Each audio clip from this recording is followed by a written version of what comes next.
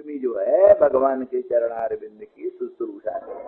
तो या ये समझिए कि अनेक बार दर्शन करने पर भी उनको प्रतीत होता है दर्शन ही नहीं हुआ। अब की देखें, अब की श्याम सुंदर आए तो एक बार दर्शन करें। इन सब बातों से उत्कंठा प्रधान प्रेम जिनका है उन्हीं लोगों के लिए संदेश कहा गया। बाकी जो विश्रम्भक प्रधान प्रेम वालों को या अविवेक प्रधान प्रेम वालों को संदेश करने की आवश्यकता नहीं। इस तरह से भगवान कृष्ण ने ब्रज की अवस्था का वर्णन करके और फिर इसका सूरदास आदिकों ने बड़ा विस्तार किया है, पत्रिका लिखी है। भगवान श्री कृष्ण ने गोपांगना जनों के लिए पत्रिका, अपने माता पिता नंद बाबा यशोदा को भी पत्रिका लिखी है, गोपांगनाओं को पत्रिका लिखी है और राधा रानी को भी पत्रिका लिखी है। और कुब्जा ने भी पत्रिका लिखी।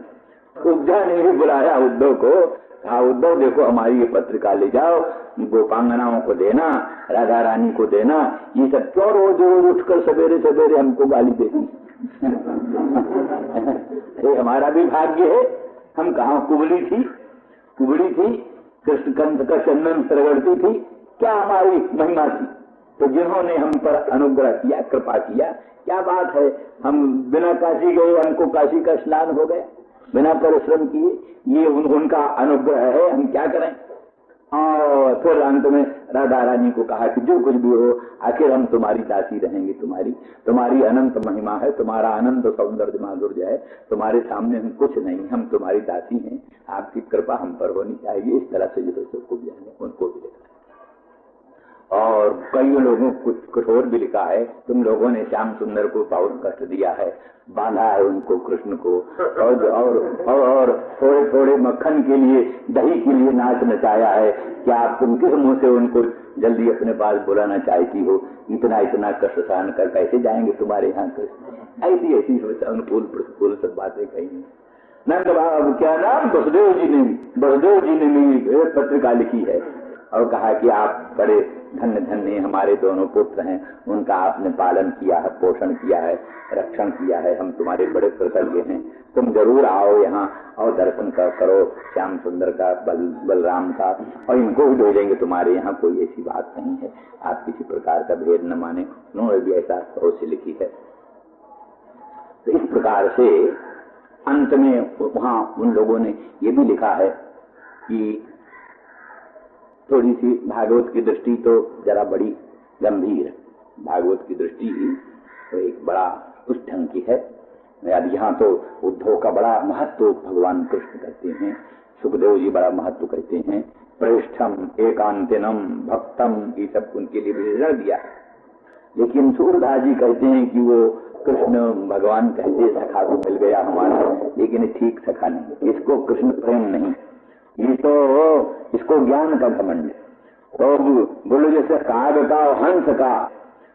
का हंस की मैत्री संगत नहीं है, ऐसे इसकी हमारी मैत्री संगत नहीं जो कुछ भी है ऐसे ही लिखा है उन्होंने। तो इसलिए ये तो इसको ज्ञान का बड़ा गुमान है, ये तो निराकार निर्विकार निर्गुण अनंत अखंड ब्रह्म की चर्चा करता है। परंतु ये क्या जाने ये जो ब्रज का जो मक्खन और रोटी खाने का स्वाद, इसको क्या मालूम? नंद बाबा और यशोदा के प्यार का इसको क्या परिज्ञान है? गोपांगनाओं के लोकोत्तर अनुराग को ये क्या समझ सकता है? ब्रज की अद्भुत महिमा को ये क्या समझ सकता है? शुष्क ज्ञान से केवल अखंड अनंत निर्विकार ब्रह्म, इसकी रूप नहीं, रेखा नहीं, जाति नहीं, वर्ण नहीं, कुल नहीं, ये ऐसी कोई चीज लिए हुए घूमता है। ये ब्रज का लोकोत्तर प्रेम है, उसके मर्म से ये अपरिचित है। तो इसलिए अच्छा इसको ब्रज भेज दें, इसके ज्ञान का घमंड सब खत्म हो जाए, ब्रज भेज दें तो ये सूर्य होकर आएगा, इसलिए वो ब्रज को भेज। और ब्रज को भेजते हुए फिर कुछ ब्रज की महिमा भी कहती, वो बीच बीच में उद्धव जी हंस पड़ते। सूरदास के अनुसार बीच बीच में कृष्ण का प्रेम कथा सुन करके उद्धव जी हंस पड़ते हैं। तो भगवान को लग देखो ये कितना कुटिल है, ये ठीक नहीं है, ये जो है तो ऐसी बातें वो कहते हैं। तो फिर भी उस समय भी भगवान संदेश कहते, चिट्ठी लिखते हैं और नंदरानी को ये लिखते हैं कि मैया हमको यहाँ कोई मक्खन देने वाला, मक्खन रोटी देने वाला कोई, मक्खन रोटी याद आती मैया, मैया तुम जैसे कलयुग कराती थी वैसा यहाँ कोई कलयुग कराने वाला है। मैया ये वसुदेव देवकी कहते हैं कि तुम हमारे पुत्र, लेकिन वास्तव में हम उस पर विश्वास नहीं करते, हम तो तुम्हारे पुत्र, हम तो तुम्हारे पुत्र। ये लोग कहते हैं, हमको बहुत बहुत बहकाते हैं कि तुम हमारे पुत्र हो। कंस के भय से तुम्हारा पोषण पालन करने के लिए हमने तुमको नंदगृह में भेज दिया था, लेकिन हमको उस पर विश्वास नहीं आता। मैया हम तो समझते हम तुम्हारे ही पुत्र हैं, तुम्हारी रहेंगे। मैया थोड़ा सा काम करके और एकदम हम तुम्हारे पास चले आए। इस तरह उद्धव से कहते, उद्धव हाँ एक बात है, गोपांगनाओं ने अपना सर्वस्व अर्पण हमको कर दिया, अपना मन बुद्धि चित्त अहंकार अंतरात्मा सब कुछ अर्पण कर दिया। तो उसके बदले में ब्याज के रूप में जैसे किसी ने अपना सब धन किसी धनवान मालिक के यहाँ अर्पित कर दे, तो वो मालिक उस धन के ब्याज रूप में कुछ जीवन निर्वाह के लिए देता रहता है, ब्याज के रूप में, ब्याज में सूद। तो ऐसे गोपांगनाओं ने अपना सर्वस्व अर्पण कर दिया, अंतरात्मा अंतःकरण प्राण धन सब कुछ। उसके ब्याज में हमने उनको सालों की मुक्ति देना चाहा, नहीं लिया। सामीप्य मुक्ति देना चाहा, नहीं लिया। सारूप्य मुक्ति देना चाहा, नहीं लिया। तीन मुक्ति मैंने देना चाहा, नहीं लिया। तो दो भैया साधु जो मुक्ति तो ज्ञान से होती, तुम बड़े ज्ञानी, तुम्हारा जैसा ज्ञानी कोई है नहीं, तुम जाकर उनको ज्ञानोपदेश कर दो। अगर वो साधु जो मुक्ति ले लें तो हम तुम्हारी मथुरा में रहेंगे। अगर उन्होंने कहीं उसको भी अस्वीकृत कर दिया, ज्ञान द्वारा प्राप्त होने वाली साधुज्य मुक्ति को भी अगर उन्होंने अस्वीकृत कर दिया, तो उद्धव मैं सत्य कहता हूं, सब तुम्हारा मथुरा उथुरा छोड़ करके जा करके ब्रज में मैं तो गाय चराऊंगा और गोपांगनाओं के साथ, ये सब सूरदास जी ने लिखा, केवल वहां गाय चराऊंगा, ब्रज में रहूंगा, ये तुम्हारा राजपाट सब तुम्हारे जिम्मे तुम जानते। हाँ, अगर वो तुम्हारा ज्ञान ले करके साधु जी स्वीकार कर ले, ठीक है, फिर यहां रहूंगा। इस तरह से बहुत प्रकार का संदेश। ये भी कहा भैया मेरी बांसुरी की सुरक्षा रखना, मेरा श्रृंग, मेरे खिलौने, मैं बहुत जल्दी आऊंगा, मेरे खिलौने सुरक्षित रखना, मेरी बांसुरी सुरक्षित रखना। भैया कहीं देर सवेर राधा आकर मेरी बांसुरी न उठा ले जाए, तुम पूरी सुरक्षा रखना मेरी बांसुरी। इस प्रकार से बड़े विश्रम पैदा करने वाले, विश्वास पैदा करने वाले कि मेरा लाला बहुत जल्दी आएगा, शीघ्र आएगा, घबराने की बात। इस प्रकार का संदेश लिखित भी दिया, कहा भी, और बार बार उसमें लिखा है कि उद्धव को भगवान ने अपना भूषण पहनाया था, अपना अलंकार पहनाया, अपना वस्त्र पहनाया, पीताम्बर, अपने रथ दिया, अपने घोड़े दिए, पूरा श्री कृष्ण अपना स्वरूप बनाकर, अपना वेश बनाकर, अपना ही सा बना करके उद्धव को ब्रज में भेजा।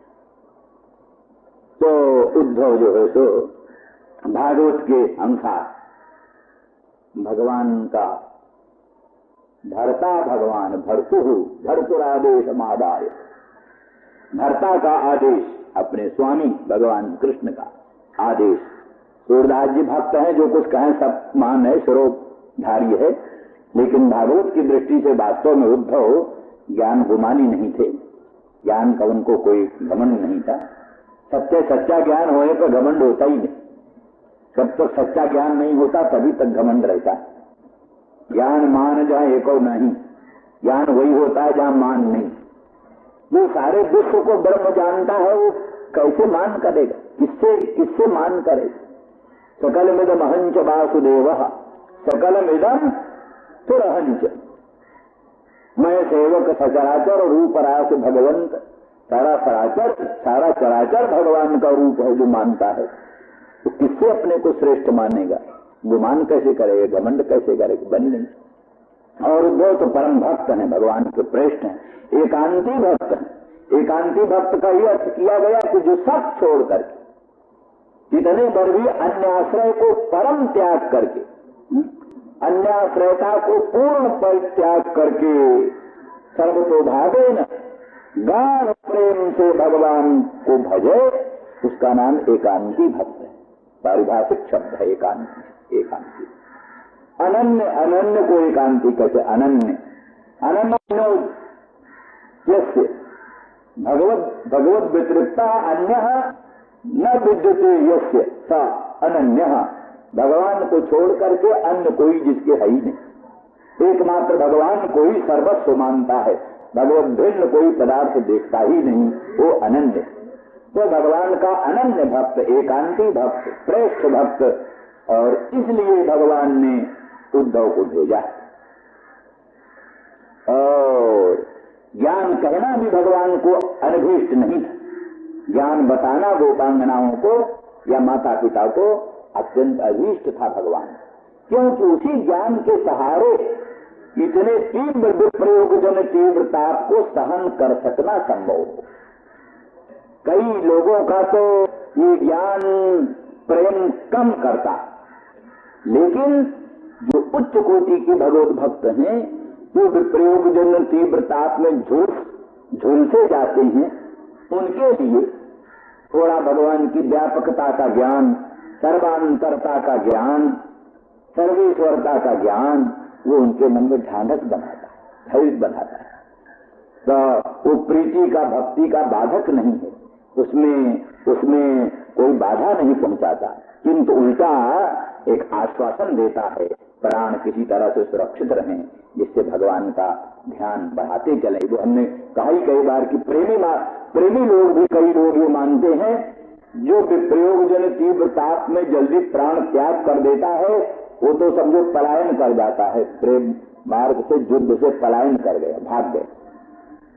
इसीलिए दृष्टांत कहा करते हैं, हम क्या, वो हित हरिवंश महाप्रभु ने अपने ग्रंथों में लिखा है, हित हरिवंश ने, कि वो उसका चक्रवाकी चक्रवाक का प्रेम, चकवी चकवा का प्रेम, चकवी चकवा दोनों बड़े प्रेमी, चकवी चकवा दोनों बड़े प्रेमी हैं।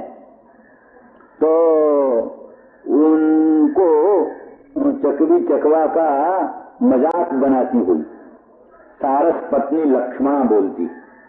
सारस पक्षी होते हैं धान के खेतों में, आजकल बहुत दिखाई देते हैं, तालाबों में सफेद ऊंचे, बड़े ऊंचे दो पक्षी साथ साथ रहते हैं, सारस। एक उसमें मादा का नाम है लक्ष्मणा और उसका नाम सारस है। तो सारस पत्नी लक्ष्मणा ने चक्रवाकी से कहा, चक्रवाकी तुम्हारा हृदय बड़ा कठोर है, भादों की अमावस्या की अंधियारी रात, बिजली चमक रही, दामिनी दमक रही, घनघोर घटा उमड़ रही, घन गर्जन मंद्र मंद्र हो रहा, और तुम अपने प्रियतम से विप्रयुक्त होकर के जीवित कैसे रहती हो? तुम्हारा हृदय वज्र के तुल्य है, इसीलिए फट नहीं जाता, नहीं तो ऐसे अवसर पर अपने प्रियतम से विप्रयुक्त होकर जीवित रहना असंभव है। तुम जीवित रहती हो, इसीलिए सिद्ध होता है तुम्हारा हृदय बड़ा कठोर है। तो चक्रवाकी ने कहा, हाँ सखी तुम ठीक कहती हो, हमारा हृदय जरूर बड़ा कठोर है, बड़ा कठोर हमारा हृदय है। किंतु सखी ऐसे प्रीतम के विप्रलम्ब जन तीव्रता के पश्चात जो प्रीतम के सम्मिलन का सुख होता है, तुम उससे परिचित नहीं, तुम उसको जानती नहीं। विप्रयोग जन तीव्रता के पश्चात जो प्रीतम सम्मिलन का सुख है, तुम उससे अपरिचित, जानती नहीं, क्योंकि तुम्हारा तो जहां वियोग हुआ तहां तुम में से एक मर जाता है। लक्ष्मणा मर गई तो थोड़ी देर में सारस मर जाता है, सारस मर जाता है तो थोड़ी देर में लक्ष्मणा मर जाती। तो तुम तो विप्रलम्ब जन तीव्रता सहन ही नहीं कर सकते, मर जाते हो।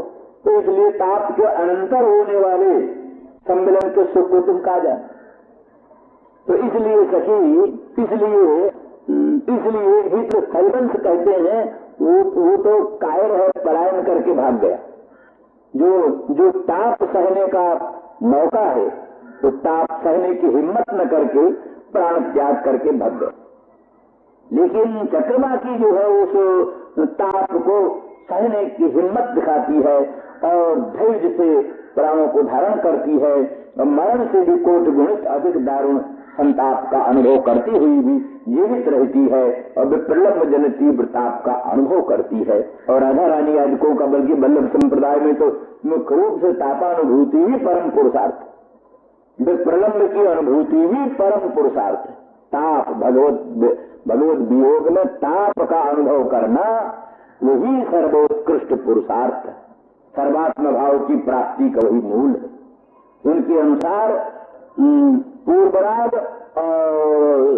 और संप्रयोग श्रृंगार ये दोनों उसी विप्रलम्ब की अनुभूति के साधन, विप्रलम्ब ताप के अनुभव का ये साधन है। क्योंकि जिसको छाया का सुख अनुभूत नहीं उसको घाम का ताप भी कहाँ मालूम पड़ता है। जो छाया के सुख को जानता है वही तीव्र आतप के संताप को जानता है, और जो तीव्र आतप के संताप को जानता है वही छाया के सुख को भी जानता है।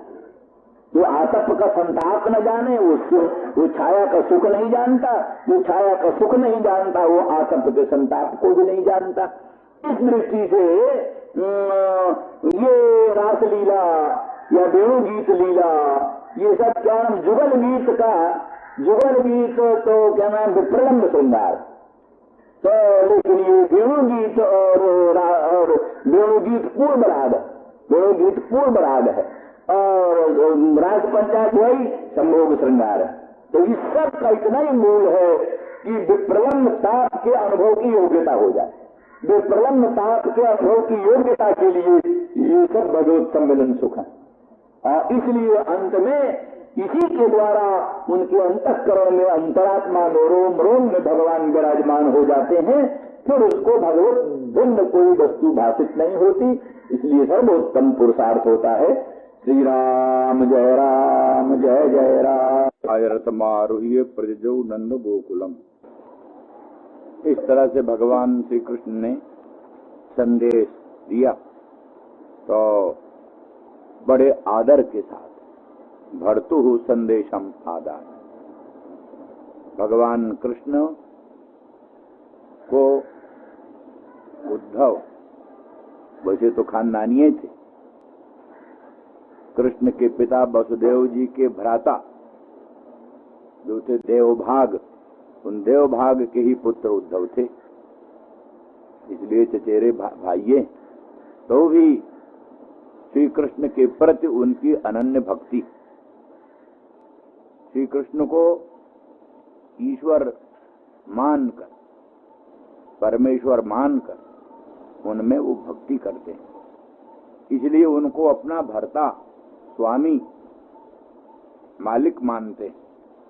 इसलिए भर्तुः संदेशम आदाय, भर्ता माने स्वामी श्री कृष्ण चंद्र परमानंद कंद भगवान का संदेश बड़े आदर के साथ ग्रहण करके रथ मारुह्य प्रजो नंद गोकुलम, रथ पर आरूढ़ होकर के और नंद के गोकुल में गए। प्रजो नंद गोकुलम प्राप्तो नंद ब्रजम श्रीमान निम्लोचित विभावसौ। यद्यपि बहुत नजदीक है, दूर है मथुरा से गोकुल, समीप ही है, तो भी प्रेम के कारण उद्धव जी की गति, भगवान श्री कृष्ण का संदेश सुनते सुनते, गोपांगनाओं का महिमा सुनते सुनते, वहीं उद्धव के मन में गोपांगनाओं के प्रति प्रेम, ब्रज के प्रति प्रेम और श्री कृष्ण की भक्तजनों के प्रति परम अनुराग उत्पन्न हुआ था। तो चलने में, पदाती चलने में विलंब होगा और प्रेम विह्वल होने के कारण पहुंचने में देरी होगी, इसलिए भगवान ने रथ दिया। और ये भी बतलाया कि भगवान ने अपना ही भूषण अलंकार पहनाकर और अपना ही रथ देकर और रथ को देख करके ही लोगों को ये प्रतीति हो मानो श्री कृष्ण भगवान ही आ गए, ऐसी बुद्धि लोगों को हो। इस दृष्टि से सब गोकुल का परम आकर्षण होने के लिए अपने ही वेशभूषा में, अपने ही रथ के द्वारा भगवान ने उद्धव को भेजा। तो प्राप्तो नंद ब्रजम श्रीमान, नंद के ब्रज में पहुंच गए। कब पहुंचे? बोले निम्बलोचित विभावसौ, सूर्य नारायण के अस्तंगत होते होते, सूर्य नारायण अस्ताचल को चल रहे थे, उसी समय निम्बलोचित विभावसौ, विभावसु माने सूर्य नारायण। छन्न जान प्रविशताम, और कहते प्रविशताम पशुनाम खुर रेणु भी छन्न जाना, जो गाय आदि, गाय बछड़े आदि पशु हैं, वे सायंकाल के समय ब्रज में प्रवेश कर रहे हैं। वन से आए, अरण्य से आए चर करके, सायंकाल गाय बछड़े बत्तख सभी वन में घास आदि चर करके और गोकुल में प्रवेश कर रहे हैं।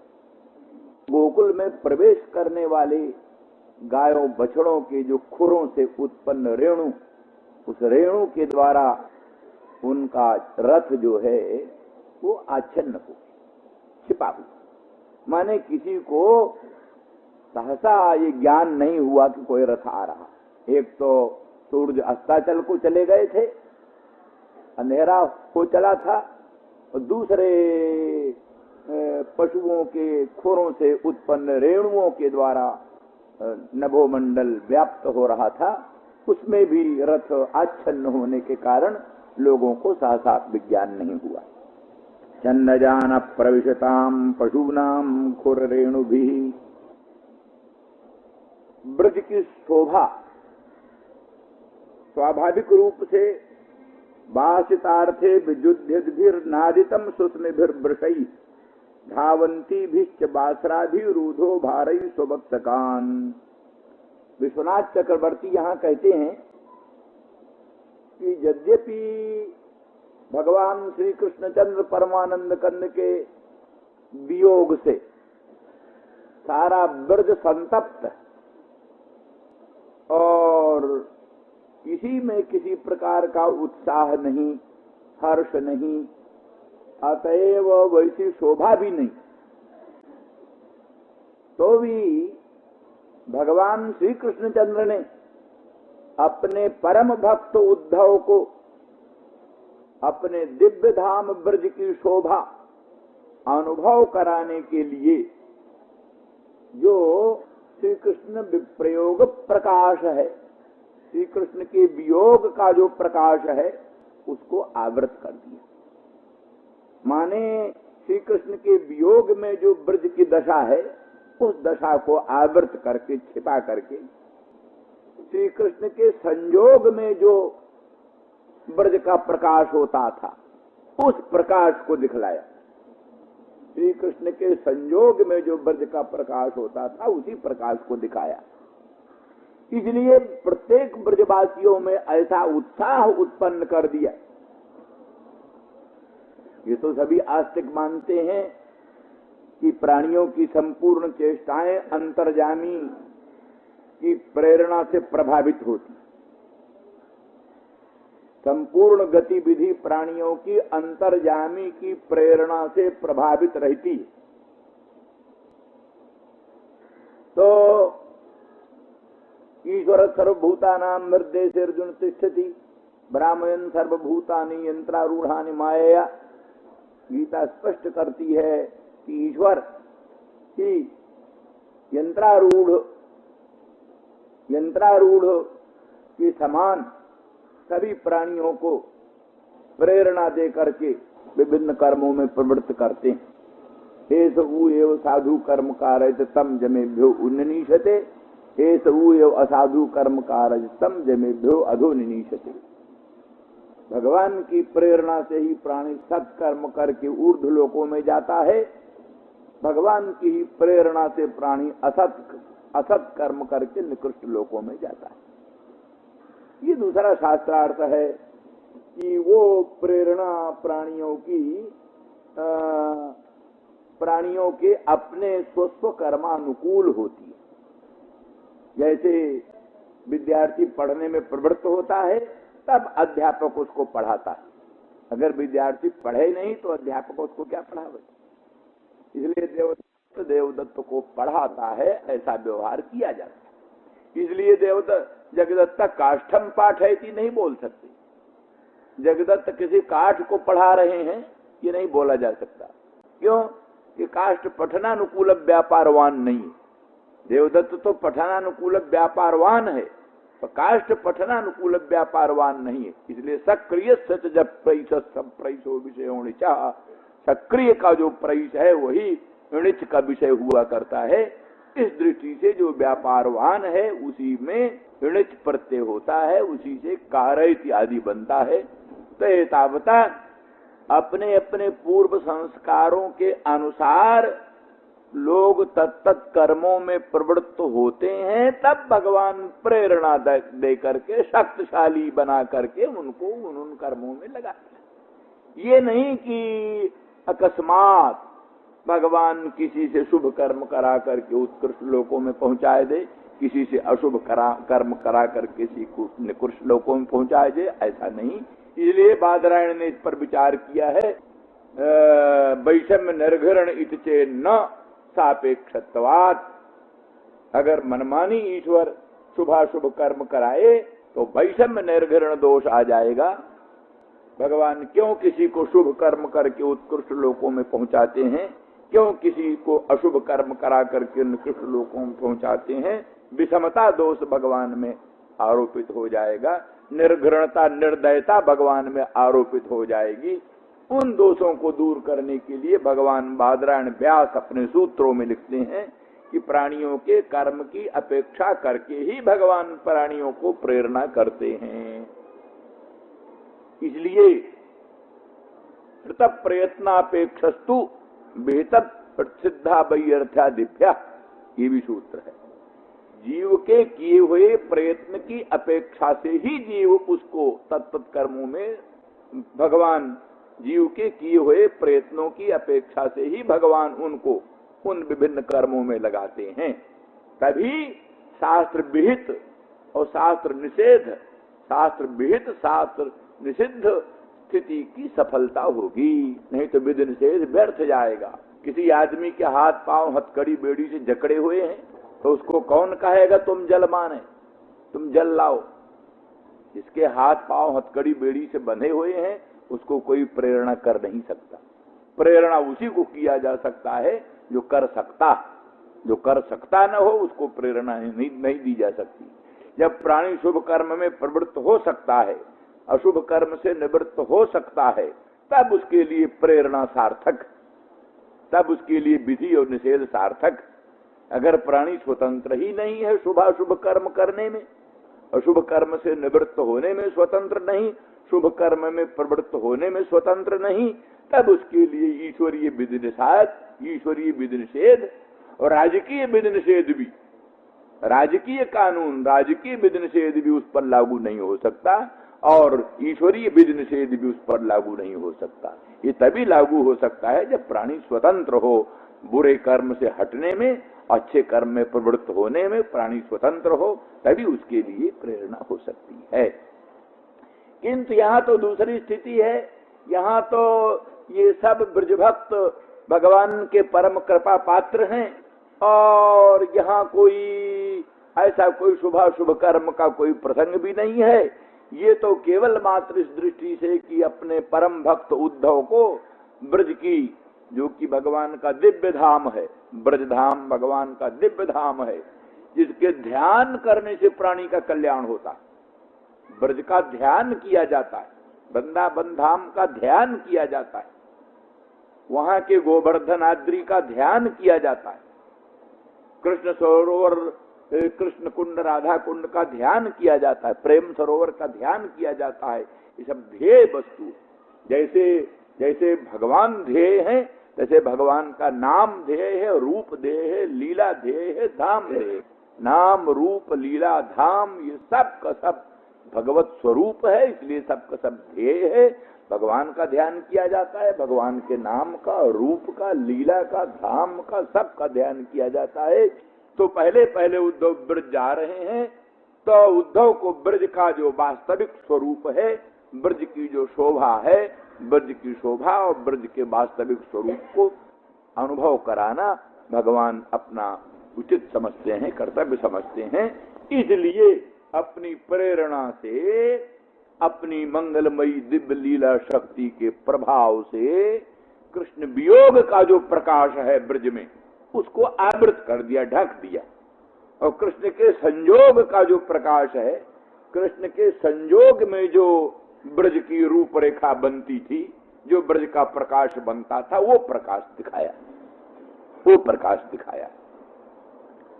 उसी प्रकाश को देखते हुए क्या देखा कि वासितार्थे विजुध्यद्भिः नादितम सुष्मिभिर्वृषैः। ब्रज में बड़े बड़े साण, बड़े बड़े साण, गवेंद्र, वो गवेंद्र जो है मत्त गजेंद्र, बड़े बड़े मत्त गजेंद्र नाद कर रहे हैं, हुंकार करते हुए, जय जय आराव करते हुए, जय जय का आराव करते हुए मत्त गवेंद्र, जो कि वासितार्थे विजुध्यद्भिः, माने ऐसी ऐसी गायें जो कि माने संसार में तो मनुष्यों की प्रवृत्ति तो पशु से भी निकृष्ट है, उनके लिए कोई काल वाल का विचार नहीं होता, लेकिन पशुओं में तो विचार होता। तो जो गवेंद्र साण उसी गौ के पीछे पड़ता है जो गौ इसके योग्य, अर्थात ऋतु ऋतु काल वाली हो, ऋतुमती जो गाय हो, ऋतुमती गाय का ही अनुसरण करता है गवेंद्र, वही उसी को बासिता कहते, बासिता भोग योग्या बासिता। तो बासितार्थे विजुध्यद्भिः, उसके लिए साण लोग आपस में युद्ध करते, लड़ते, साण लोग आपस में युद्ध करते। ये सब जो है सो गौओं में, बछड़ों में, गवेंद्रों में ये सब शोभा की चीज होती है, आनंद की चीज होती है। तो बासितार्थे विजुध्यद्भिः मत्त गवेंद्र, बासिताओं के लिए, गौओं के लिए आपस में युद्ध कर रहे हैं। और धावंती भिश्च बास्त्राभिः, गौएं दौड़ रही हैं। कौन गौएं? बास्त्रा गौएं, माने जो कि क्या सद्य प्रसूता है, जो कि अभी जल्दी जो ब्याई हुई है, शीघ्र की ब्याई हुई जो गौएं हैं, वो गौएं अपने बछड़ों के लिए दौड़ रही हैं। बछड़ें जरा सा अलग होती हैं, आंख के ओट होती हैं, तो उनको ढूंढने के लिए गौएं दौड़ पड़ती हैं। और ऊधो भारैश्च, और उन गौओं का थन का भार खूब है, थन में दूध खूब भरा हुआ है, नवीन ब्याई हुई है, थन में खूब दूध भरा हुआ है। ऊधो भार से युक्त वो गौएं, खूब दूध देने वाली सद्य प्रसूता गौएं अपने बछड़ों के लिए दौड़ रही हैं। और बछड़े भी अपनी उन दूध पिलाने वाली माताओं को पाने के लिए उछल उछल कर उनके पास पहुंच रहे हैं। ऊधो भारई स्ववत्सकान् इतस्ततो बिलंघद्भिर गोवत्सैर्मंडितम सितैः, और गौओं के बछड़े इतस्तता बिलंघत भी उछल रहे हैं, छलांग मार रहे हैं। और वो सफेद सफेद सुंदर सित वर्ण के, सफेद वर्ण के सुंदर बछड़े, उन बछड़ों से वो ब्रज मंडित हो रहा, उन गौओं से, उन गवेंद्रों से, उन बछड़ों से वो ब्रज की शोभा आभा प्रभा बढ़ रही। ब्रज की शोभा तो गौओं से ही, गवेंद्रों से ही, बछड़ों से ही। जहां अब आजकल उतने सांड नहीं, उतने गायें नहीं, उतने बछड़े नहीं, तो अब शोभा उतनी नहीं दिखाई देती। इस समय चारों ओर ब्रज में गाय गायें, बड़ी उत्तम उत्तम गायें। गायें इतनी सुंदर होती हैं, किसी सौभाग्यशाली के यहाँ बढ़िया गायें होती हैं तो उनको देखकर मन प्रसन्न हो जाता है। बढ़िया हृष्ट पुष्ट प्रसन्न सांड, उनको देखकर मन प्रसन्न हो जाता है। उछलते कूदते हुए बछड़े, उनका तेज ऐसा होता है, उनको देखकर मन प्रसन्न हो जाता है। इसीलिए कहा जाता है कि भैंस का दूध पीने वाला भैंस का जो बच्चा है वो बड़ा आलसी, बड़े धीरे धीरे चलता है, बोलता भी नहीं।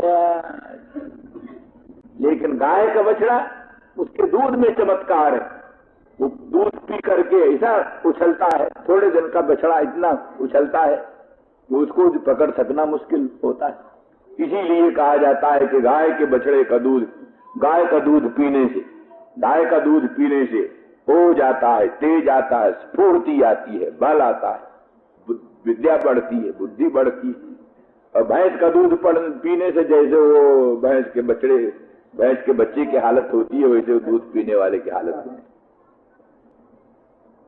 इतस्ततो विलंघत बिर्गो बद्धैर्मंडितं सितैः और गोदोह शब्दाभिरवम वेणूनाम निस्वनेन च। वो ब्रज जो है, ब्रज का विशेषण है, वो ब्रज मंडित है।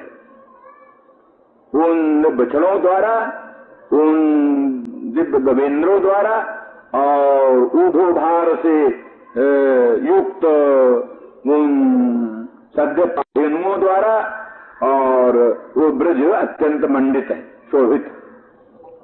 और गो शब्दाभिरवम, गोदोह शब्दाभिरवम, गऊ के दोहन का शब्द, गऊ के दोहन का भी एक शब्द होता है।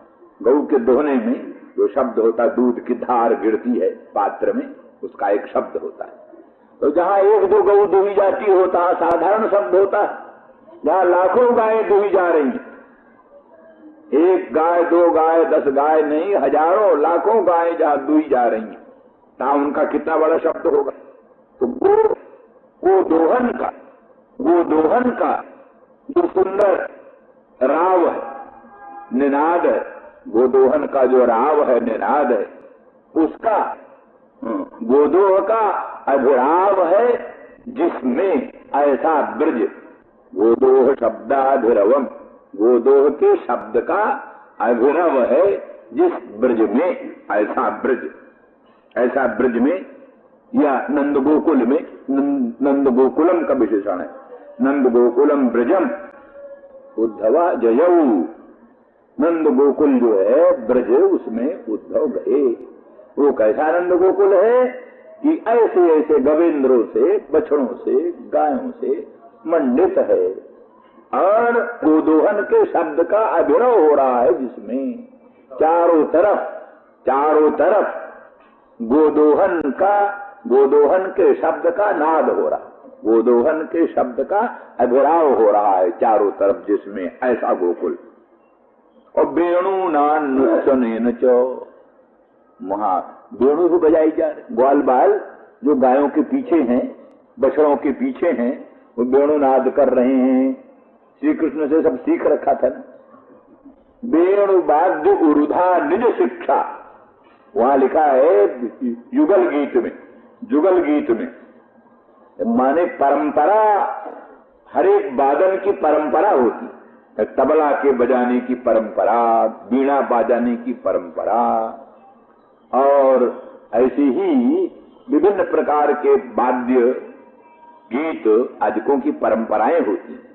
तो परंपरा से भी वेणुनाद कृष्ण ने सीखा है, साथ ही निजी भी शिक्षा, निजी आविष्कार, कृष्ण के कुछ निजी आविष्कार थे वेणु वादन में कृष्ण के कुछ निजी आविष्कार थे।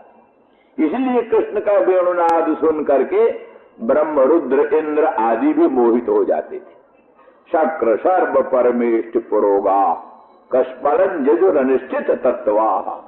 शक्र माने इंद्र, सर्व माने शिव जी, और शक्र सर्व परमेष्ठी माने ब्रह्मा, ये सब शक्र सर्व परमेष्ठ पुरोगा, ये सब कृष्ण का वेणुनाद सुन करके मोहित हो जाते थे। अनिश्चित तत्व समझ में नहीं आता था क्या है, क्या अभिप्राय, क्या है, कौन सी मोहिनी है, कौन सा जादू है, कौन सा तंत्र इस वेणुनाद में है कि ब्रह्मा भी मोहित हो जाए, शिव भी मोहित हो जाए। गीत तो सुनाई पड़ता था गोपांगनाओं को, गीत और कोई सुनाई, उनको तो नादे नाद सुनाई पड़ता था। तो नाद का कोई अर्थ नहीं होता, नाद तो अव्यक्त होता, उसमें वर्ण अनभिव्यक्त होते, वर्ण स्फुट नहीं होते नाद में, किंतु गीत में अक्षर सुस्फुट होते हैं, उनका अर्थ विदित होता है। तो गोपांगनाओं को तो वेणु गीत पीयूष का रसास्वादन होता था और लोगों को वेणुनाद श्रवण करने को मिलता था जिसका कोई अर्थ व्यक्त नहीं होता था, इसलिए कुछ न समझ करके शक्र सर्व परमेष्ठी प्रवृत्ति भी मोहित होते थे, उसमें मोहित हो जाते थे। तो इसलिए उनसे ग्वाल बालों ने भी सब सीखा, ब्रज में सिखाया जाता है। ब्रज में लीला जो दिखाई जाती है उसमें श्री कृष्ण भी बहुत से ग्वालों से नाच सीखते थे, नाचना कैसा चाहिए, नाचना कैसा चाहिए वो सीखते थे। बड़े गोप जो है वो कृष्ण को नाचना सिखाते, हर एक चीज सीखने की होती है, तो इसलिए नृत्य भी सिखाते थे। तो इसी तरह से दूसरे छोटे छोटे ग्वाल बाल श्री कृष्ण से सब कुछ सीखते थे। तो गोदोह शब्दाभिरवम गोकुलम, वेणु नाम निस्वने च मंडितम, वेणुओं के निनाद से भी गोकुल मंडित, विभिन्न लोग वेणु बजा रहे हैं, श्रृंग बजा रहे हैं, कोई वेणु बजा रहे हैं, उसके नाद से भी गोकुल मंडित है, शोभित है।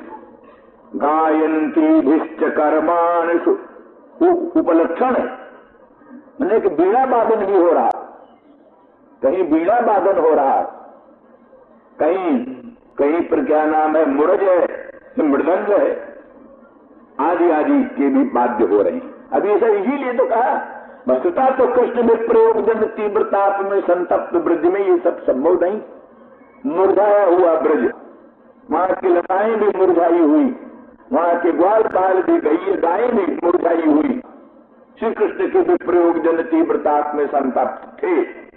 लेकिन श्री कृष्ण ने अपने परम भक्त उद्धव को ध्यान के लिए दिव्य अपने ब्रजधाम को अनुभव कराने के लिए प्रेरणा दे करके सब में उत्साह भर दिया। कृष्ण की प्रेरणा से ये सब उत्साह आ गया, ग्वाल बाल वेणु बजाने लग गए, श्रृंग बजाने लग गए, गोपांगना बीड़ा बजाने लग गई, बीड़ा वादन पूर्वक गायंती भिश्च कर्माण शुभान बल कृष्ण, बलराम और कृष्णचंद्र के, श्री बलराम और श्री कृष्णचंद्र के जो मधुर मनोहर मंगलमय परम पवित्र चरित्र ब्रज में हुए, उन्हीं चरित्रों को गान कर रहे।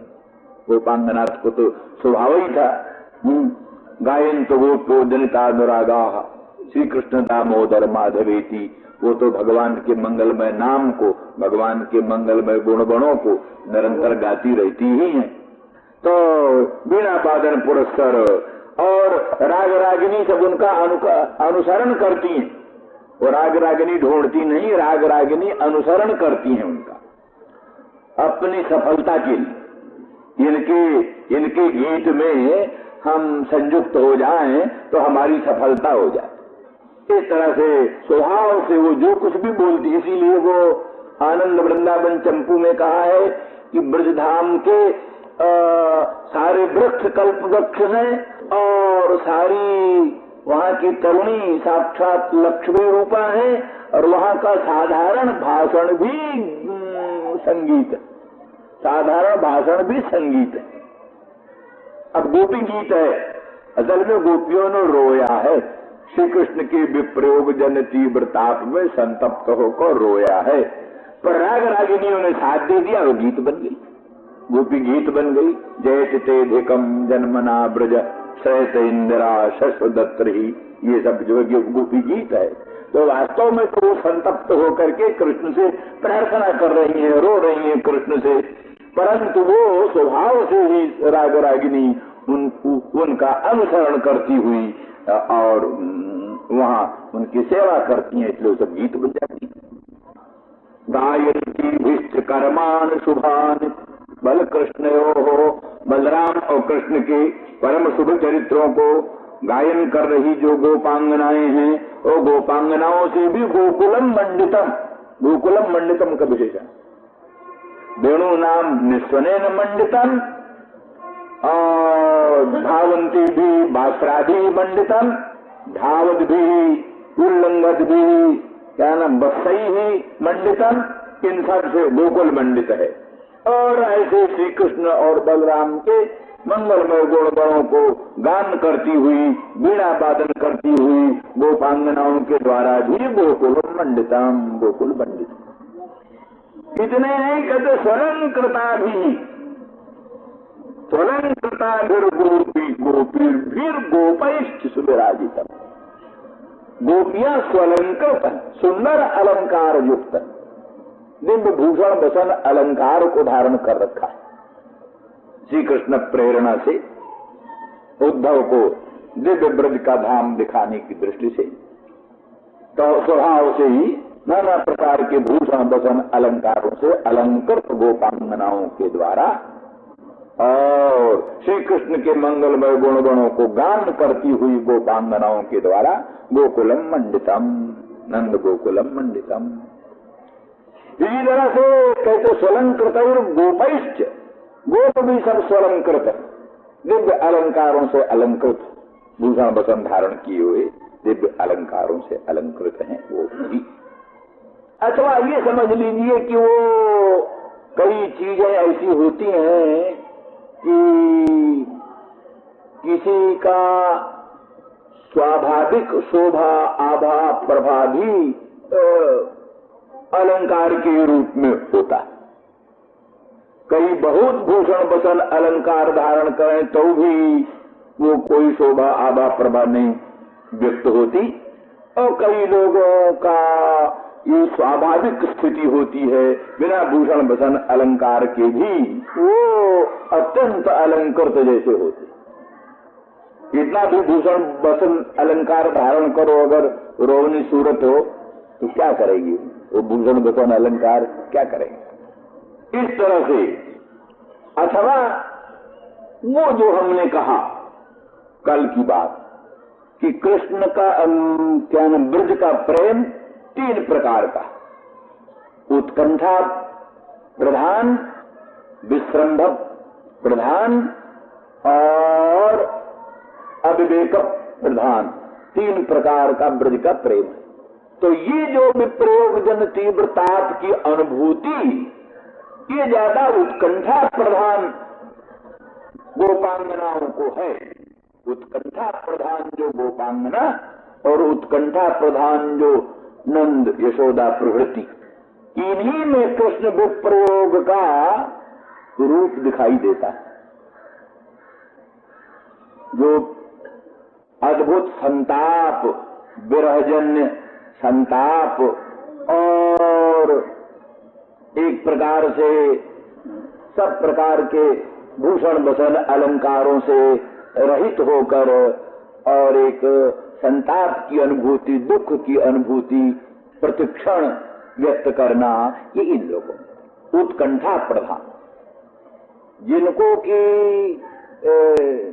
बताया कि श्री कृष्ण के दर्शन में भी, श्री कृष्ण दर्शन में पूरा विश्वास नहीं होता।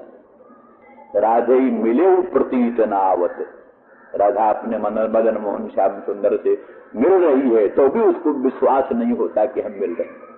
उसको विश्वास होता हमको भ्रांति है, दिन रात चिंतन करती रहती है, इसीलिए हमको मालूम पड़ता है कि श्री कृष्ण मिले, वास्तव में वो मिले नहीं। हम अभागिन को कृष्ण का मिलना भाग्य में लिखा कहाँ, ये उनकी भावना थी। जैसे रंक चिंतामणि का पाना दुर्लभ समझता है, रंक जो है चिंतामणि का पाना अपने लिए दुर्लभ समझता है, ऐसे राधा रानी श्री कृष्ण को पाना अपने लिए अति दुर्लभ समझती। जी कहते दुराप जन बरती, तो पहले ही जब कृष्ण मथुरा नहीं गए थे तभी बोल रही थी, दुराप जन बर्तने रतिर पत्र पा भूयसी गुरुक्ति विषवर्षण मतिरतीव दौस्थंगता बपु परबसम जनु परमिदंकुलीनान्वे न जीवते तथापि किम परम दुर्मरो यंजना। उस समय तो कृष्ण मथुरा नहीं गए थे, कृष्ण ब्रजई में थे, गोकुलई में थे, कृष्ण का दर्शन भी होता था, कृष्ण का सम्मिलन भी होता था, तो भी समझते दुराप जन बर्तने रतिर पत्र पा भूयसी। हमारी रति जो प्रीति अनुरक्ति जो है वो दुराप जन में है। जो कृष्ण हमारे लिए दुराप है, दुष्प्राप्य है, जैसे रंग को चिंतामणि दुराप है, ऐसे कृष्णचंद्र परमानंद कंद मदन मोहन हमारे लिए दुराप हैं। सखी क्या करे, दुराप जन बर्तनी रति, मेरे मन में जो रति है प्रीति है दुराप जन में है, दुर्लभ जन में है, जिसका दर्शन भी दुर्लभ है, उसमें विधाता ने प्रीति पैदा कर दिया। तो ऐसी परिस्थिति में उत्कंठा प्रधान जो गोपांगना हैं और उत्कंठा प्रधान जो नंद यशोदा आदि हैं, उनमें ही ताप के चिन्ह, विप्रयोग जन तीव्र ताप के चिन्ह भाषित होते हैं। लेकिन श्रीदामा प्रवृत्ति जो ग्वाल बाल है उनको तो विश्रम्भ प्रधान प्रेम है। वो तो समझते हैं प्रत्येक कृष्ण साथ ही रहते हैं, कृष्ण कभी हमसे अलग होते ही नहीं। हम वृंदावन धाम में रहते थे तो उन दिनों एक रानी वहां रहती थी, वहीं के कहीं की पास की थी, तो कथाओं में भी आती थी और रासलीलाओं में भी आती थी। तो एक दिन समय लेकर हमारे पास आई हमको, तो हमारी रासलीला की कथा होती थी, तो गोपांगनाओं के विरह का कुछ वर्णन आता था। तो वो उसने हमसे आकर कहा, महाराज ये आप क्या वर्णन करते हो? वो भगवान में सखा भाव मानती थी, भगवान को अपना सखा समझती थी कि कभी सखाओं से पृथक एक क्षण के लिए कृष्ण होते ही नहीं। सुबल श्रीदामा आदिकों से अलग एक क्षण के लिए भी कभी नहीं होते। तो इस तरह से ऐसे जो सख्य भाव वाले ग्वाल बाल हैं उनको विश्रम्भ प्रधान प्रेम है, उनका ऐसा सुदृढ़ विश्वास है कि कृष्ण हमको छोड़कर एक क्षण कहीं जाते ही नहीं। वृंदावनम परित्यज पाद में कन्न गच्छति, वृंदावन को छोड़ करके एक पग भी भगवान कृष्ण इधर उधर नहीं जाते। तो उनको कृष्ण भी प्रयोग ही नहीं, वो खूब भूषण भूषण अलंकार धारण करते हैं, खूब अपने आनंद से रहते हैं, उनको कोई कष्ट नहीं। एक भद्र तनु की कथा है पद्म पुराण में, भद्र तनु कोई था व्यक्ति, बड़ा सुंदर आकृति थी, बड़ी सुंदर आकृति थी, भव्य आकार था और कुछ अनाचार दुराचार भी था, अनाचार दुराचार भी उसमें था। परंतु किसी महापुरुष के संसर्ग से वो अनाचार दुराचार छोड़कर भगवान की उपासना में लग गया और थोड़े ही दिन में भगवान उसके पास आ गए। उसको भगवान ने दर्शन दे दिया थोड़ी सी, और दर्शन देकर के भगवान ने कहा, भैया हम तुमको अपना सखा बनाएंगे, मित्र बनाएंगे, तुम हमारे मित्र, हम तुम्हारे पास आएंगे। वो भद्र तनु के पास भगवान आया करते थे, भद्र तनु खेलावान कृष्ण उनके साथ क्रीड़ा करते थे। तो भगवान ने अनुभव किया कि ये भद्र तनु दिनों दिन दुबला हो रहा, दुर्बल हो रहा। भगवान ने पूछा, भद्र तनु तुम दुर्बल क्यों हो रहे, क्या बात? कुछ खाने को नहीं मिलता, दूध नहीं मिलता, मक्खन नहीं मिलता, क्या बात, दुबले क्यों बताओ? भद्र तनु टालता रहा। अंत भगवान ने आग्रह कि नहीं बताओ, हमारे सखा हो, हम तुम्हारे सखा हैं, विश्रम के साथ सीधा बताओ क्या बात? भद्र तनु ने कहा, महाराज वास्तविक बात यह है कि मुझको इस बात का डर बना रहता है कहीं मुझसे ऐसा कोई खराब काम न हो जाए कि भगवान अलग हो जाए, कहीं ये भगवान का जो दुर्लभ प्रसाद प्राप्त है, भगवान हमारे सखा हैं, भगवान के दर्शन का सौभाग्य, भगवान के साथ क्रीड़ा करने का सौभाग्य, अगर कुछ हमसे दुर्भाग्यवश कोई खराब काम बन गया तो फिर भगवान ये हमारा सौभाग्य मिट जाएगा, ये हमको डर रहता है। इसीलिए हमको चिंता से न भोजन अच्छा लगे, न पानी अच्छा लगे, न दूध अच्छा लगे, न मक्खन अच्छा लगे, कुछ नहीं अच्छा लगे।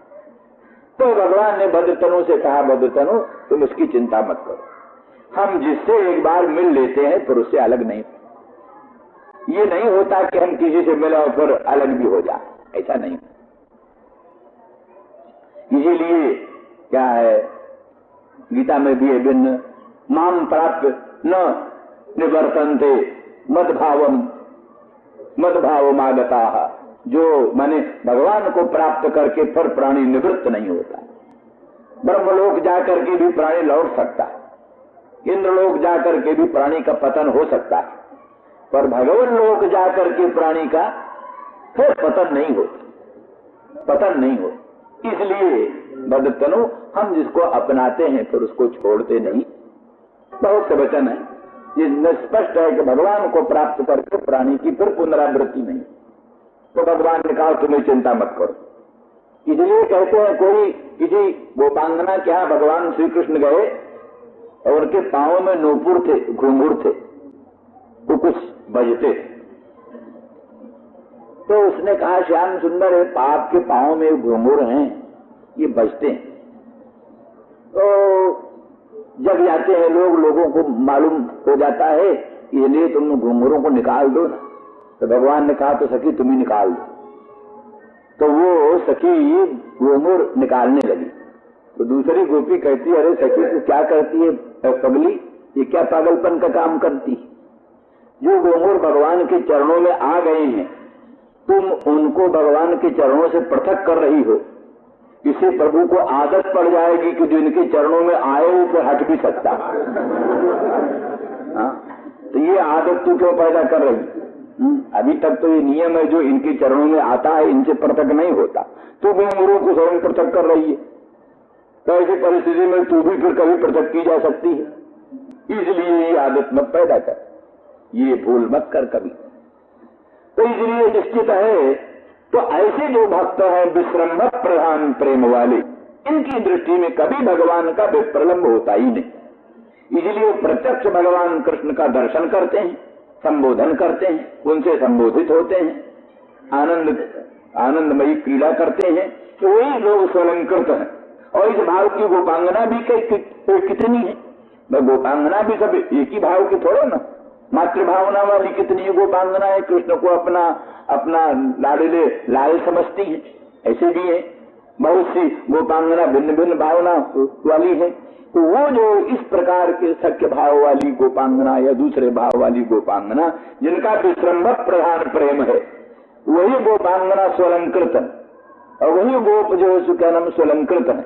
इसलिए वही वीणा वादन पुरस्सर, वेणु वादन पुरस्सर ब्रज को अलंकृत कर रहे हैं, नंद गोकुल को अलंकृत कर रहे हैं।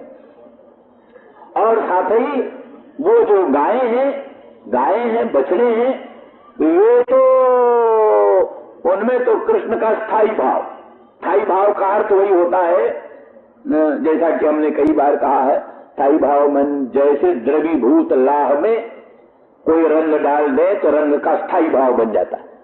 लाह पिघल जाए, पिघली हुई लाह में हल्दी का रंग डाल दे तो रंग जो है लाह के अणु परमाणु में फैल जाता है, स्थिर हो जाता है। तो स्थिर हो जाना यही स्थायी भाव। तो जिनका अंतःकरण द्रवीभूत हो गया, पूर्ण द्रवीभूत अंतःकरण में भगवान श्री कृष्ण का जो स्वरूप अंकित हुआ, जो लीलाएं अंकित हुई, जो भावनाएं अंकित हुई, वही स्थायी भाव।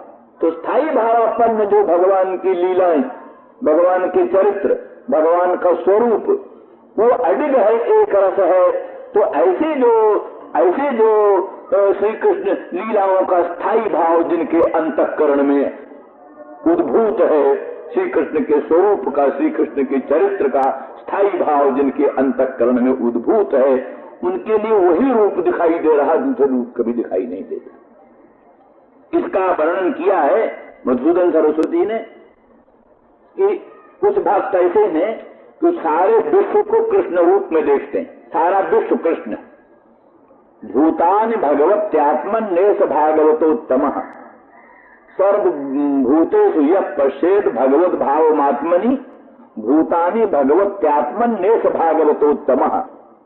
एकादश, जो संपूर्ण भूतों को, संपूर्ण प्राणियों को भगवत आत्मा में देखते हैं, भगवान की भगवत स्वरूप में संपूर्ण भूतों को देखते हैं और संपूर्ण भूतों में भगवत भाव को देखते हैं। तो ऐसे वो भागवतोत्तम कहा, एक भागवत और एक प्राकृत भागवत और एक मध्यम भागवत और एक भागवतोत्तम। तो भागवतोत्तमों का ये लक्षण। प्राकृत भक्त का लक्षण है जो कि केवल अर्चायामेव हरे, भगवान की तत्त मूर्तियों में ही भगवान की पूजा करता। न तद भक्तेषु चान्येषु सभक्त प्राकृत स्मृता, और भगवान के भक्तों में प्रेम नहीं करता और दूसरों में प्रेम नहीं करता, केवल मूर्ति में ही प्रेम करता है, मूर्ति की पूजा करता है, उसी में तल्लीन रहता है। वो आरंभ काल का भक्त है, प्राकृत भक्त है, आरंभ का भक्त। प्रकृति आरंभा शास्त्र भाव प्राकृत भक्त है।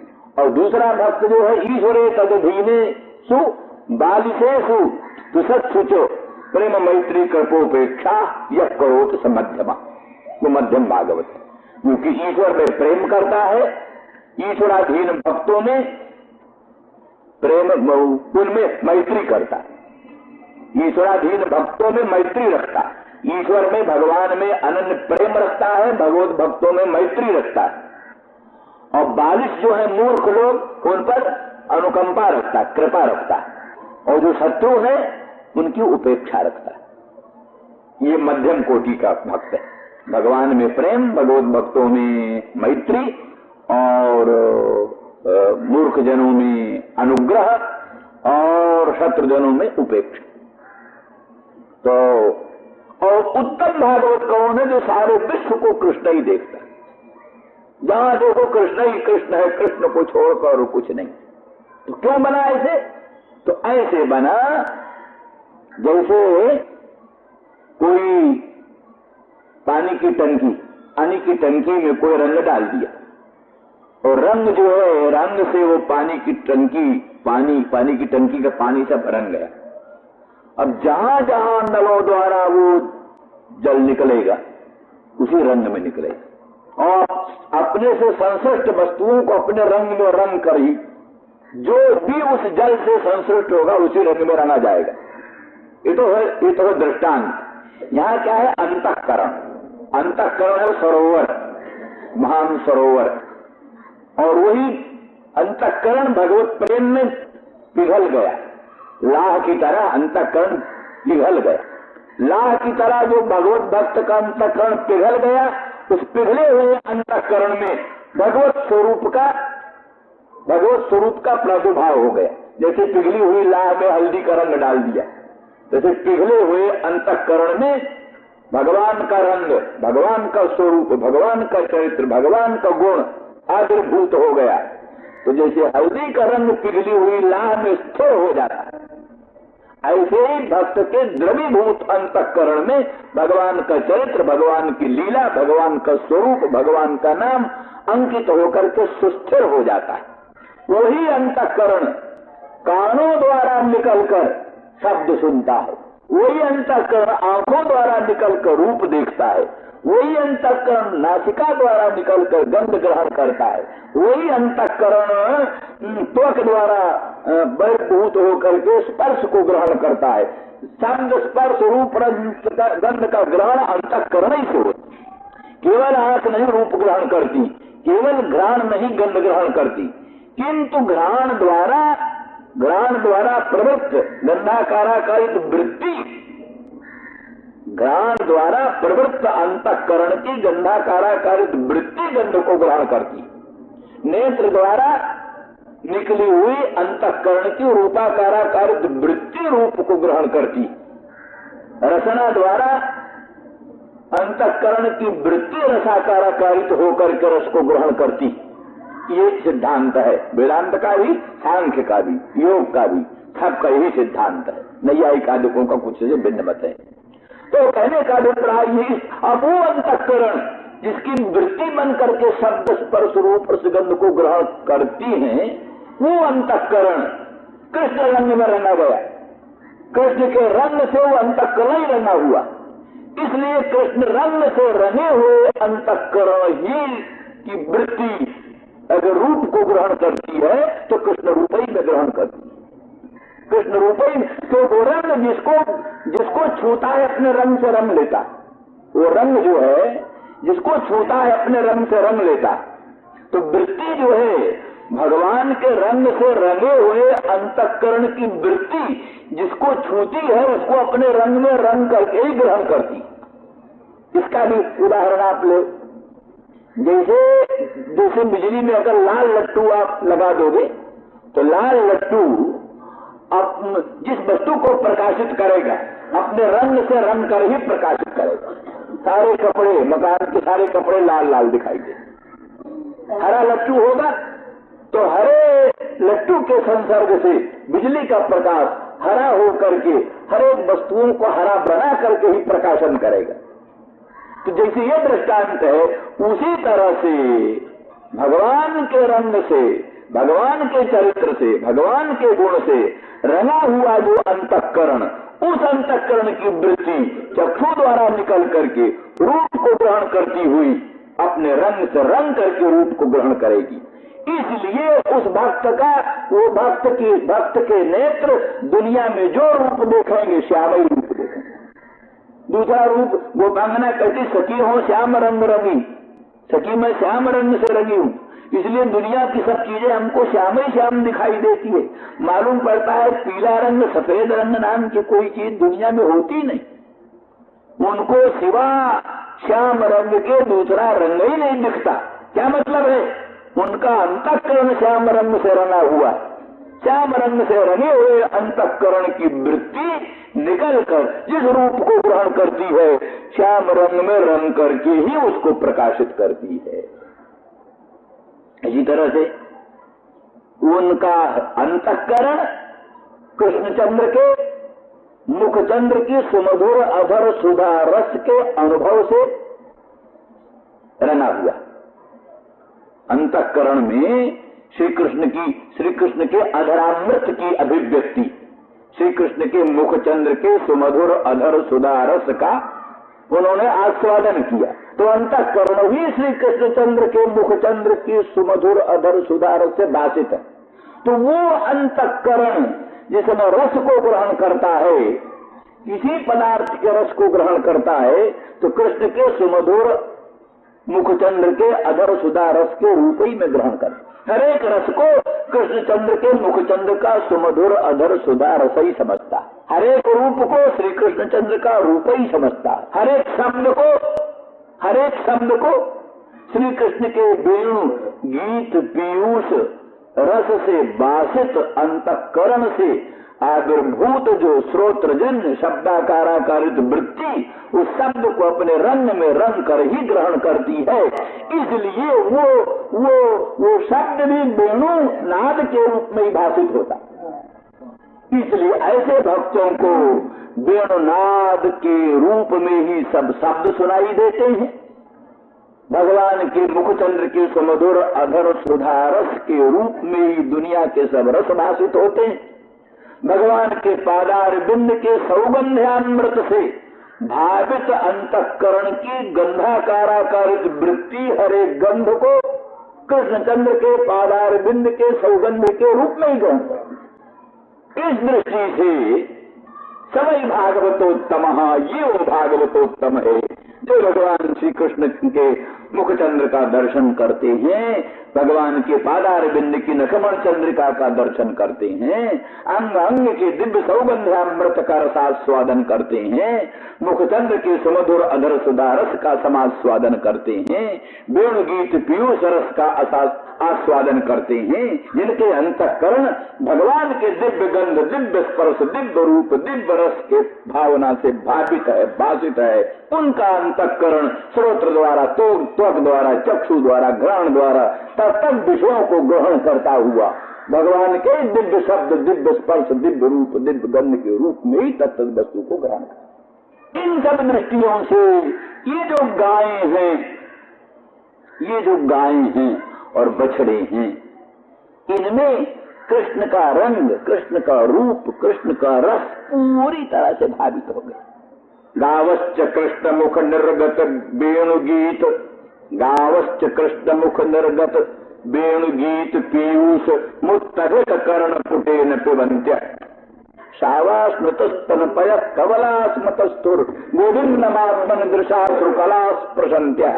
ये है वेणु गीत का, वेणु गीत का पद है। तो कहते गावश्च कृष्ण मुख निर्गत गीत पीयूष मुत्तभित कर्ण पुटेन पिबन्त्य। गायें जो हैं भगवान कृष्णचंद्र के मुख चंद्र से निर्गत जो वेणु गीत पीयूष उसी को पी रही। काय से पी रहे? वो कर्ण पुटेन, कान के दोने से। उनका कान है दोना, जैसे कोई दोना में रस पीता है, चषक में पान पात्र में, या फुट कहते हैं दोना को, put put put. Shri Krishna मक्खन मांगते थे, दही मांगते थे गोपांगनाओं से। तो गोपांगना कहते श्याम सुंदर काय में लोगे, हम दही देने को तैयार, काय में लोगे? तो वो कदम्ब वृक्ष है, कदम्ब ने भगवान को दोना दिया। आज भी हमने कदम्ब वृंदावन धाम के नंदगांव के कदम्बों में और उद्धव क्यार के कदम्बों में और क्या नाम है कामबन के जो कदम्ब हैं उन कदम्बों में दोना पत्तों को हम वृक्षों में दोना लिखे देखे। वृक्षों में पत्तों के स्थान में दोने लिखे। दोने क्या कहा? दोना, बिल्कुल दोना। तो उन वृक्षों ने दोना दिया। उसी दोना को लेकर कृष्ण ने उसी में वो दही लिया गोपांगनाओं का। तो पुट के द्वारा दोना के द्वारा रस पिया जाता। तो गायें अमृत पी रही। कौन अमृत? कृष्णचंद्र परमानंद कंद के मुख चंद्र से निर्गत वेणुगीत पीयूष, वेणुगीतामृत। तो कृष्णचंद्र के मुख चंद्र से निर्गत जो वेणुगीतामृत, वेणुगीत पीयूष, उसको पीने के लिए पात्र कौन? बड़े कर्ण पुटे, कर्ण ही पुट है, उनके कान ही दोना। वो भी उत्तभित खड़ा कर दिया है।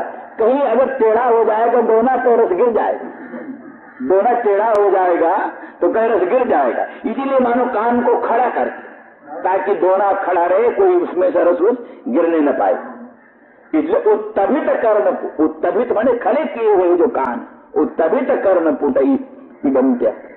गावश्च कृष्ण मुख निर्गत वेणुगीत पीयूष मुत्तभित कर्ण पुटई पिबन्त्या। और शावा जो बछड़े हैं, बछड़े जो दूध पी रहे हैं, बछड़े दूध पी रहे, माता के थन को धक्का लगाया, मुंह से लगाते धक्का, बाजे तो ऐसा धक्का लगाते गाय उठ पड़ती, ऐसे जोर से धक्का लगाते हैं कि गाय का पिछला भाग उठ पड़ता, ऐसा। तो जहां थन में धक्का लगाया मुंह का, तो दूध की धार थन से निकलने लगी। इतने में कृष्ण की बंसी बजी, कृष्ण के बंसी के वो लोकोत्तर गीतामृत का रसास्वादन करके बछड़े दूध पीना भूल गए। तो मुंह में थन आ गया, उधर दूध की धारा चल पड़ी, पर इनको पीने की स्थिति नहीं रही, क्योंकि आखिर मुंह में ग्रास आए तो भी भीतर ले जाने के लिए प्रयास करना पड़ता है। कोई महान परमहंस हो, उसके मुंह में भी कोई लड्डू दे दो तो वो भीतर जाने के लिए गल निगलना अनुकूल व्यापार उस परमहंस को करना पड़ता। तो इसलिए इन बछड़ों के मुख में गऊ के थनों से अखंड दुग्ध धारा तो चल रही है, लेकिन उसको भीतर ले जाने की क्रिया भूल गई। वो तो कृष्णचंद्र के मुखचंद्र से निर्गत वेणु गीत पीयूष रस आस्वादन में तल्लीन हो गए, और वो जो दूध को भीतर ले जाने के घोटने की क्रिया है वो उनकी हुई नहीं। तो उनके मुख से गायों के थनों से दूध निकल रहा है, बछड़ों के मुंह में आ रहा है, और मुंह से निकल करके वृंदावन धाम में फैल रहा है। सावास्म तस्तनपय कवलास्म तस्तु, तो जो स्तनपय उसका कवल जिनके मुख में है, अर्थात उसको भीतर नहीं ले जा सके, कवलास्म तस्तु सावास्नुतस्तनपय कवलास्मतस्तु क्यों बोले गोविंदमात्मन दृशा सुकला प्रसंज्ञ। आत्मन भीतर प्रकट गोविंद, वो बंशी के द्वारा कृष्ण उनके भीतर पहुंच गए, बंशी के द्वारा कृष्ण उनके भीतर पहुंच गए। क्योंकि वो वेणुगीत पीयूष क्या है? कृष्ण के स्वरूप का सार सर्वस्व, कृष्णचंद्र के स्वरूप का सार सर्वस्व है। क्योंकि अधर सुधा की बड़ी महिमा हमने खूब वर्णन किया है। देव भोग्य अधर सुधा, भगवत भोग्य अधर सुधा, सर्वा भोग्य अधर सुधा, ये सब जो है सो वल्लभाचार्य के सिद्धांत हैं। उन पंक्तियों को लगाने वाले लोग बहुत कम, तो बड़े बड़े सांप्रदायिक लोग, समझदार लोग जानते हैं उसको। तो कहने का अभिप्राय ये है कि वो कृष्ण की अधर सुधा क्या है? कृष्ण के स्वरूप का सार सर्वस्व। इसीलिए इतवेणुरवम राजन, इतवेणुरवम राजन, कौन है वेणुरवम? उसके पहले कहा तद प्रणय तुम्हारा स्मरंत कृष्ण चेष्टितम, वेणु गीत का वर्णन आरंभ किया और कृष्ण के लीलाओं को स्मरण करते हुए प्रेम में विह्वल हो गई, इसलिए वर्णन करने में असमर्थ हो गई। उस बीच में कृष्ण के रूप का वर्णन बरहा पीडम नट बर बपु कर्णकारम विभ्रत बासक कनक कपिशम वैजयंती च मालाम, ये कहकर बोले इत वेणुरवम राज, ये वेणुरव। तो अर्थात ये जो कृष्ण का स्वरूप है, ललित त्रिभंग भगवान कृष्णचंद्र परमानंद कंद का उद्बुद्ध उभयविद संप्रयोगात्मक विप्रयोगात्मक श्रृंगार रस सार सर्वस्व जो भगवान कृष्ण का स्वरूप है, ये कृष्ण का स्वरूप ही वेणुगीत है, वेणुरव। तो वही बछड़ों के और गायों के अंतःकरण में सन्निविष्ट है। तो आत्मा ने अंतःकरणे मनसी कृष्णम, भीतर गोविंद भगवान अंतःकरण में प्रविष्ट है, उनको अनुभव कर रहे हैं। और दृष्टि से भी गोविंद को निहार रही है और हृदय में भी गोविंद को निहार रही है। अश्रुकला, आंखों में आनंद के आंसू।